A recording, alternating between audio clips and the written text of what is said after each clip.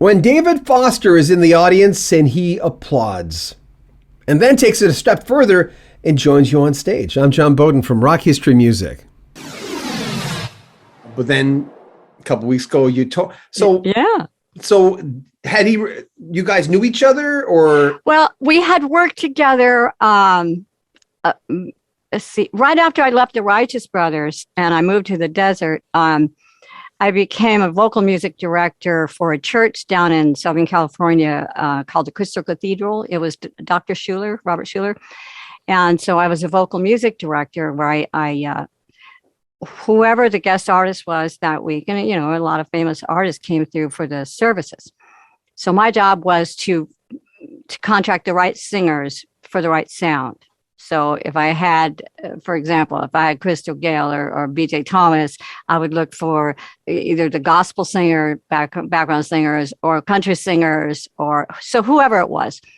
David Foster was the first, and he had a great singer, if you're familiar with him, Warren Weeby, the late Warren Weeby. And I had already discovered Warren like a couple of years before that and hired him to sing on some of my duets, a couple of my songs.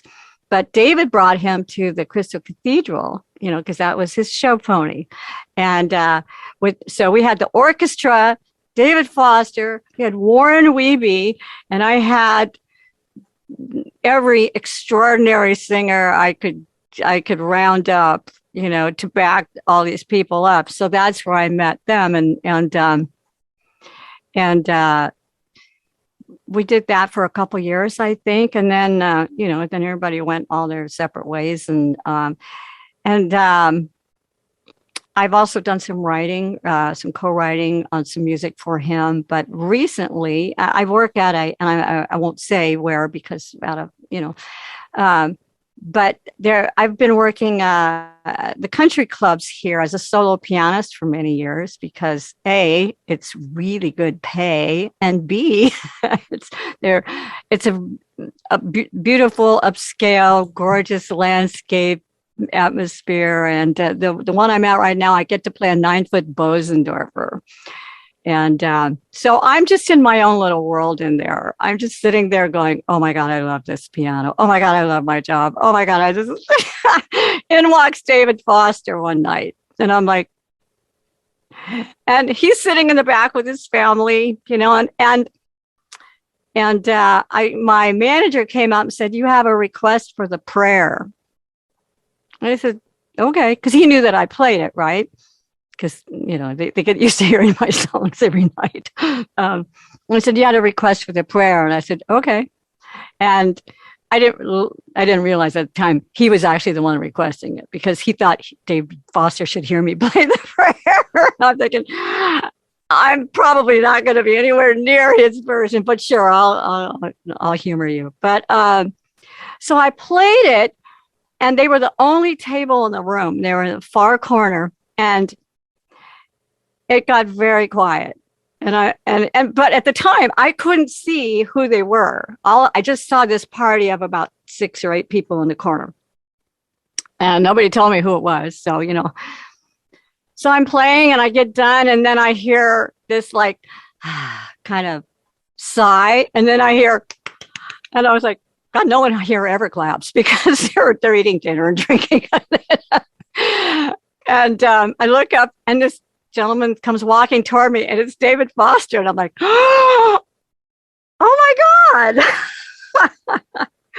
And he said, that was beautiful. And he just came up to the piano and started talking to me. So then he's like, pretty soon he's like leaning on the piano or chit-chatting. And I said, well, you know, you and I actually go back a ways. And I started talking about the cathedral and about Warren. And I just co-wrote something of yours last year with so-and-so. And he goes, wow, small world. So then he was in like 3 nights in a row. And the second night he came in, or was it the second or third night? He was standing at the bar 5 feet from me, ordering something, a bottle of wine. And I said, and I was playing the prayer at the time. And I look over and I go, oh, fine. I said, you would have to be standing here while I'm playing your song. because he had said to me the night before, I want to come and play with you sometime. So I scooted over and I said, come here. So we sat down and we started playing together. Only we were in two different keys, which is kind of funny because, of course, he's got all these amazing singers that he does these shows with, and they all have different keys they sing it in. So he's been playing it in another key for like years now, and I'm playing it in the original. And he goes, "What key are you?" And I go, "I'm in the original key." And he goes, "What key am I in?" I said, "You're in E flat." And he goes, "Oh, sorry." But it was so cool. It was like one of those pinch me moments, So now when I see them, it's like, "Oh, hey, how you doing? Nice to see you." He's just so comfortable in his skin. But you're absolutely right. I mean, when you meet him, there's this air about him, and it's not arrogance. So, I don't want to give that impression at all. There's just this, I don't know how to phrase it. The word that comes to mind is stoic. There's this stoic vibe about him, He's just kind of like, he exudes like royalty, I mean, but he's approachable too. I mean, I used to be scared to death of him just because he was David Foster, but when I was doing the cathedral with him, but when I talk to him now, it's like, oh yeah, and we have like a lot of mutual friends and it's very comfortable, so and the fact that he's, he steps up and speaks to me every time he's there, or most of the time. And I'd see his family sitting there and he's got all these beautiful, gorgeous daughters. They're just drop dead gorgeous. And his wife is beautiful and she's talented. And, it's like, oh my goodness, pinch me, but yeah, I mean, he's a really, really great person, really nice human being. You're in a dentist's office, doctor's office, whatever, and you're beside someone and the person turns around and said, "Oh, so not what are you in for?" Because you don't ask that, but right. What do you do? How do you answer? Because you do a lot. How do you answer that? Because if you say too much, who have you worked with? Sometimes the energy changes in the room. But okay, I'm in the doctor's office and I'm asking you, right. Hey, so like, what do you do? What do you say? Well, I generally say that I'm in the music business. All aspects from the business to the performance level just depends on, it just depends on the job. But the next question. Now, next question is, sorry to interrupt you, but the next question is, have you done anything I'd recognize? And you've worked with so many people, so that when that question comes up, what do you say? Right. Well, here's a fun one. My dentist, who I've been going to for many years, knows that I used to work with the Righteous Brothers.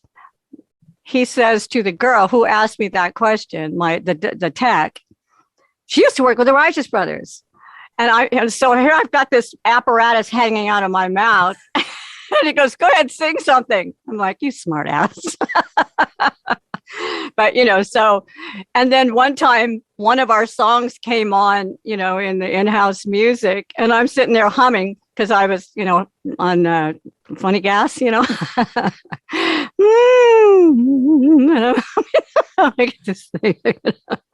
probably going, "You sound better up there. That person doesn't have funny gas." Yeah. Are you sure you were really with them? I'm not convinced. Remember, the entire interview will be on our sister channel, Rock History Book. It's there right now. If you want to help the channel, the 2 Ps, you can make a donation on PayPal or get early access to our videos via Patreon. Like our videos, subscribe to our channel, comment on the videos, and share them on social media where you think they're appropriate. More from Jeri Lynne in the next 2-3 days. I'm John Beaudin. This is Rock History Music.